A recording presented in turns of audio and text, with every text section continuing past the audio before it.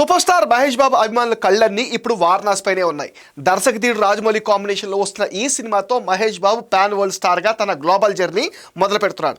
అయితే ఈ భారీ ప్రాజెక్ట్ సెట్స్ పై ఉండగానే మహేష్ నెక్స్ట్ సినిమా ఎవరితో ఉండబోతుంది అనేది ఇప్పుడు సోషల్ మీడియాలో వైరల్ అవుతుంది. వారణాసికి సంబంధించిన షూటింగ్ అయితే ఈ ఏడాది ఆగస్టు నాటికి పూర్తయ్యే అవకాశం కూడా ఉంది.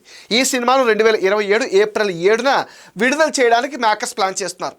అయితే గుంటూరు కారం తర్వాత దాదాపు 3 ఏళ్ళు గ్యాప్ తీసుకుని వారణాసి వస్తుండడంతో ఈసారి గ్యాప్ లేకుండా మరో సినిమాను లైన్లో పెట్టాలని మహేష్ ప్లాన్ చేసుకుంటున్నాడు అంటున్నారు.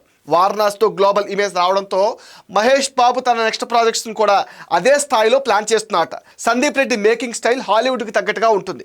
మహేష్ లాంటి క్లాస్ అండ్ మాస్ హీరోను సందీప్ తనదైన రా స్టైల్లో చూపిస్తే బాక్స్ ఆఫీస్ దగ్గర రికార్డులు తిరగరాయటం ఖాయమని ఫ్యాన్స్ అయితే బలంగా నవ్వుతున్నారు. ప్రస్తుతం ప్రభాస్తో స్పిరిట్, ఆ తర్వాత యానిమల్ పార్క్ ప్రాజెక్టులతో సందీప్ రెడ్డి బిజీగా ఉన్నాడు.